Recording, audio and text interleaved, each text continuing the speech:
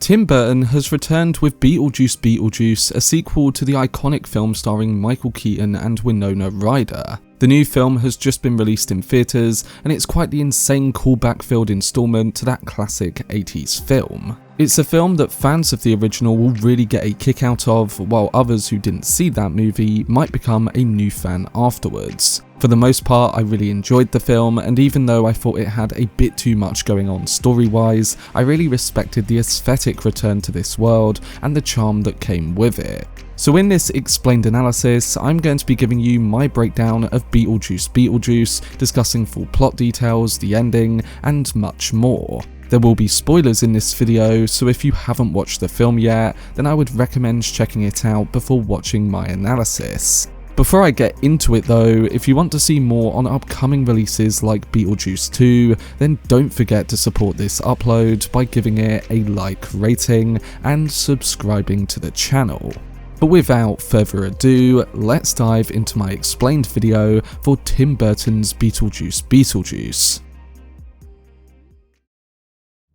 So Tim Burton's iconic film Beetlejuice has captivated horror and Halloween enthusiasts for many years, showcasing a brilliantly crafted universe, hilarious scenes, and an unforgettable performance by Michael Keaton as the mischievous demon Beetlejuice. Released in '88, the film stood out as a unique piece of cinema, a wild alternative comedy that cleverly examines themes of death, the afterlife, and the ghost genre in a refreshingly original manner. With its boundless creativity and distinctive world building, it's no wonder that fans have longed to delve deeper into this universe. And now, audiences can finally witness the next chapter on the big screen with the sequel Beetlejuice Beetlejuice, returning Burton to the director's chair and featuring Keaton reprising his iconic role.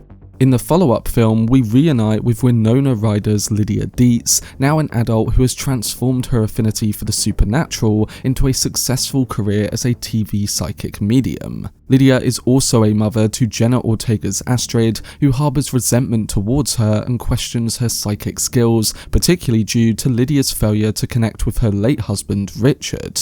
Things aren't entirely smooth sailing for Lydia though. Her supernatural gift appears to be more of a curse, as it chooses when to manifest rather than being under her control. To cope with the overwhelming visions of lost spirits, she resorts to medication, a choice that doesn't sit well with her producer and current boyfriend, Rory, played by Justin Theroux, who mainly worries about the impact it will have on their business. Amidst the glitz of fame and the challenge of raising a daughter who views her as a fraud, Lydia's life takes a wild turn with two unexpected occurrences. First, she finds herself plagued by visions of Michael Keaton's Beetlejuice, who is convinced that marrying her will grant him entry into the living world. Additionally, Lydia reconnects with her stepmother Delia, now an eccentric artist, at their former family home after the passing of her father Charles. Tragically, we learn he met his end during a birdwatching trip when his plane went down in the ocean and he was devoured by a shark. So Lydia, Delia and Rory plan to take Charles's remains to Winter River, the location of the Deetz family residence. And during their journey, they stop by to pick up Lydia's daughter Astrid at her boarding school. We learn that Astrid is still upset with her mother for multiple reasons, primarily the tragic loss of her father, Richard. And that's because despite Lydia's profession of communicating with spirits, she seems unable to perceive Richard's ghost. Additionally, Astrid benefits from a scholarship at her school thanks to Delia, which also led to the scene installation of her eccentric artwork displayed on the institution's grounds. In light of her family's long-lasting tradition of profiting from the misfortune of others, Astrid has also aligned herself with groups to combat climate change. And her plans are derailed when Delia and Lydia insist that she must accompany them to her grandfather's funeral. As Astrid grapples with this unavoidable journey, Lydia is also burdened by her own past as she starts to experience unsettling visions of Beetlejuice wherever she goes.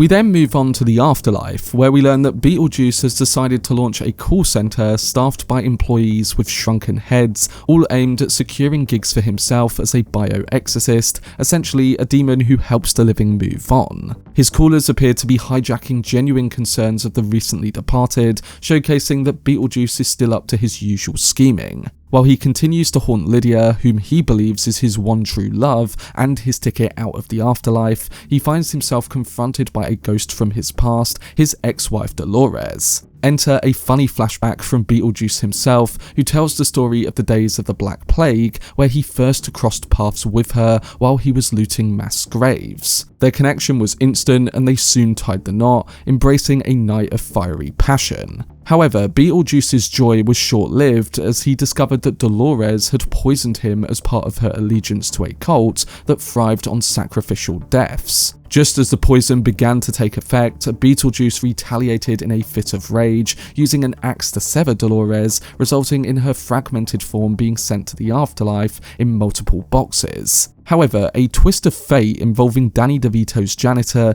brings Dolores back to life as she literally pieces herself together and resumes her old soul-draining antics. Now she seems to be on a vengeful mission against Beetlejuice, a fact that catches the attention of Willem Dafoe's Wolf Jackson, a member of the Afterlife's law enforcement. Wolf, a former actor, may not be a legitimate officer in the afterlife, as we know that many in such roles have met their end through suicide. It appears Wolf's demise was accidental, stemming from a stunt gone wrong. Nevertheless, he believes himself to be an actual cop, cautioning Beetlejuice about Dolores' rampage as she leaves a string of soul-sucked victims in her wake. In response, Beetlejuice decides to dress one of his shrunken employees, Bob, as a decoy, shifting his focus to finding a way back to the living world. Coming back to Winter River, just as Charles is laid to rest beneath a gravestone shaped like a shark's fin, Rory jumps at the chance to propose to Lydia. In a rather uncomfortable moment during the funeral, he awkwardly pops the question in front of a crowd of mourners. Using a mix of emotion and pressure, Rory convinces Lydia to silently accept his proposal. He then declares that they will be wed by Father Damien, the same pastor who conducted the funeral, on Halloween night just 2 days later. Astrid becomes even more frustrated with her mother, and in noticing this, Lydia decides to reach out in an effort to mend their relationship. Progress is made when Astrid stumbles upon some of her father's old belongings in a box in the attic, alongside the Maitlands' vintage model of their town. Lydia shares how the Maitlands cleverly navigated their 125-year sentence and managed to move on. However, Lydia's relief is short-lived when she finds a flyer for Beetlejuice, revealing that he still holds sway over the model. And as Lydia tries to explain Beetlejuice to Astrid, she ends up pushing her away once again. Astrid soon finds herself unexpectedly crashing her bike into the backyard of a boy named Jeremy, who shares her interests in vintage music, and they soon plan to meet up before Lydia's Halloween wedding. Back at the residence, Lydia struggles to convey the reality of Beetlejuice to Rory. Unfortunately, Rory inadvertently calls out the demon's name 3 times, and they find themselves trapped in the model, right back in Beetlejuice's grasp. He, taking on the role of a couple's therapist, frightens Rory into silence while reigniting his pursuit of Lydia. Among his tricks, he conjures a tiny baby Beetlejuice that starts to bite on Lydia's leg. And in a moment of desperation, Lydia chants home 3 times and manages to break free from his hold along with Rory. But as we soon find out, they are not completely out of danger yet. After Lydia drops Astrid off for her date with Jeremy and returns home, estate agent Jane reveals that the house Astrid is at was previously owned by a family who met a tragic end at the hands of their son, Jeremy, who was accidentally killed during his arrest 23 years ago. Realizing the connection, Lydia rushes to warn her daughter, but we find out that she arrives too late. Jeremy has already charmed Astrid into reciting a spell from the handbook for the recently deceased, the crossover to the afterlife. He does tell her that she can reunite with her father, but he hides from her the other part of this bargain. And that is the deal that will lead her to relinquish her mortal existence, enabling him to fully re-enter the real world as her. However, when Lydia learns that this deal involves a few hurdles, she turns to Beetlejuice for assistance. He readily agrees to help, but only if Lydia signs a contract in blood, promising to marry him once he saves Astrid. With no other options, Lydia consents, and together, they race through the afterlife to prevent Astrid from boarding the Soul Train to the great beyond. Naturally, all this chaos indicates that things are starting to spiral out of control in both Winter River and the afterlife. The explosive Beetlejuice uses to sneak himself and Lydia into the afterlife results in his shrunken staff escaping into the real world, except for Bob. While they cause havoc, Bob gets captured by Wolf and interrogated, only to be later killed by Dolores shortly after. And before Wolf can find Beetlejuice, Lydia manages to find Astrid just as she's about to board the train. And in that happening, with Beetlejuice's assistance, Jeremy is sent to hell as punishment for his wrongdoings. Richard further reunites with his wife and daughter, rescuing them from the sandworm-ridden realm of Saturn. He reveals to Lydia and Astrid that he has been silently watching over them since his tragic accident in the real world, choosing to remain unseen to spare them pain and allowing them to find their own way forward. But while Richard guides Lydia and Astrid on their journey back to Winter River, Delia reversely expresses her grief at Charles's grave. She had been told previously that 2 venomous snakes she received for her art piece had been defanged and rendered harmless. But apparently she was deceived, fitting in line with the theme of manipulation in this film, as once she gets the snakes out, they bite her, and she finds herself in the waiting room of the afterlife. Demanding immediate assistance, she reaches out to Beetlejuice, who reveals that he can return her to the living world and that he is going to marry Lydia. And this brings us to the ending of Beetlejuice 2, where we find out what goes on at that mentioned wedding. Lydia and Astrid step back into the real world, arriving at the church where Rory, Father Damien, and a crowd of influencers await the wedding Lydia has reluctantly agreed to. Just as Lydia is about to proceed, Beetlejuice makes a dramatic entrance, administering a truth serum to Rory. And under its influence, Rory confesses that his relationship with Lydia was nothing more than manipulation for fame. After Lydia delivers a satisfying punch to Rory, aided by Beetlejuice, the demon demands to collect his debt from her. It turns out that part of Beetlejuice's arrangement involves trapping all the influencers in their smartphones, while he and the Deetz perform a rendition of Richard Harris's MacArthur Park. This sequence ends up being the sequel counterpart to Deo from the original movie. As this unfolds, Wolf, his afterlife crew, and Dolores crash the wedding,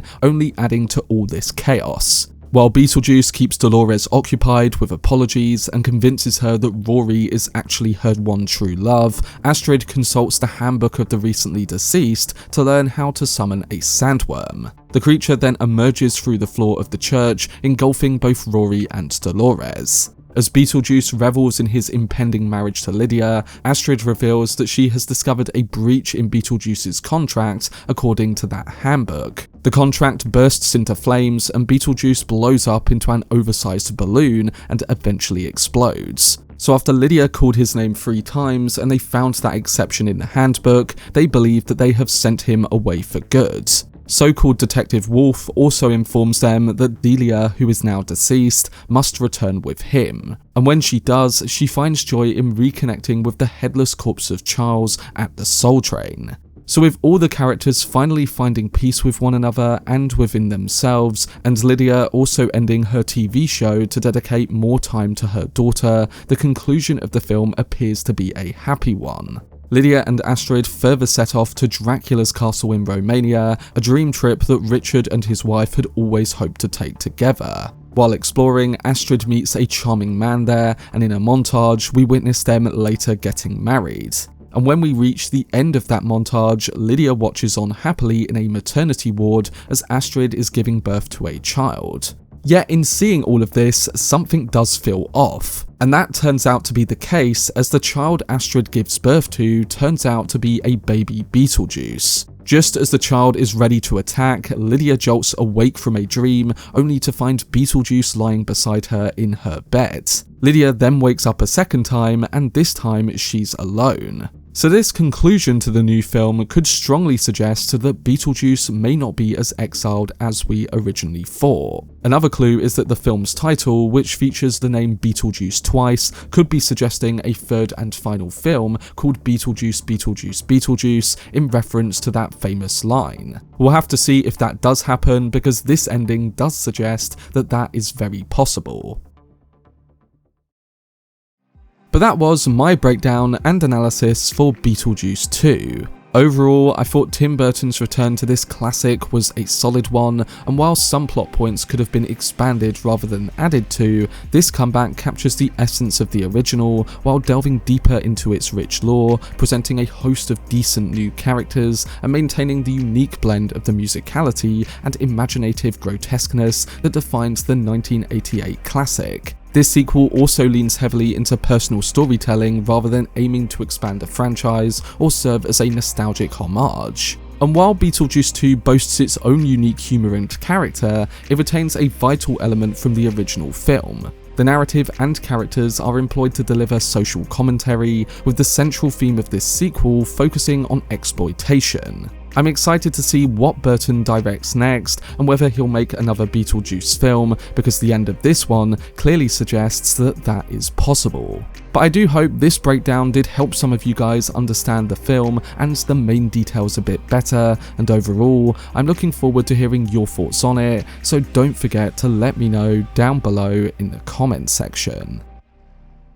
For more videos on upcoming film releases like Beetlejuice 2, then subscribe to the channel and turn on your notifications. Also, if you enjoyed this video, remember to leave a like rating and follow me on social media via the links in the description. But anyway, I hope you guys enjoyed it. I've been Cortex, and as always, make some noise.